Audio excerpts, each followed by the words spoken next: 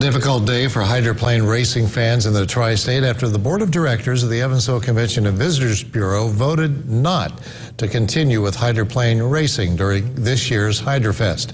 Eyewitness News' Amanda Mueller is in the newsroom with how racers and fans are reacting tonight. Amanda? Well, as we've been reporting throughout the day, the decision came down to not enough sponsorship money and no contact with the Racing Commission. Racers and fans are now missing a tradition with a deep history in Evansville. The roar on the river is no more for 2019. It was very unexpected. Had no idea.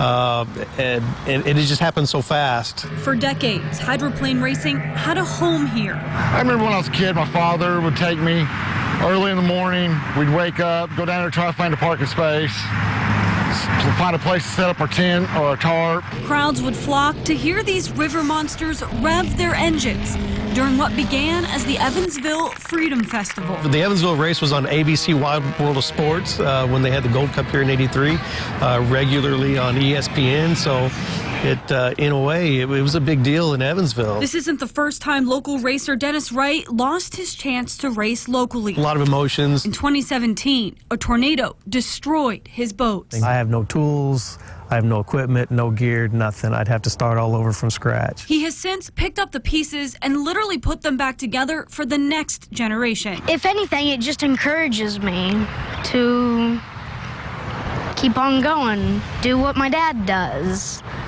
After all, it does look pretty fun. The Wrights are not the only family who considered hydroplane racing a family affair.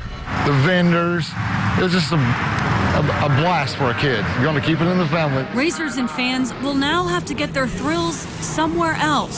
There's some other races around the Midwest. But they still hold out hope that someday there will again be horsepower on the Ohio. It's not a Hydrofest without the hydro in it. Now, a big reason given for the decision was funding. Hydrofest raised about $92,000, which is over 50% short of its $200,000 goal. Live in the newsroom, Amanda Mueller, Eyewitness News.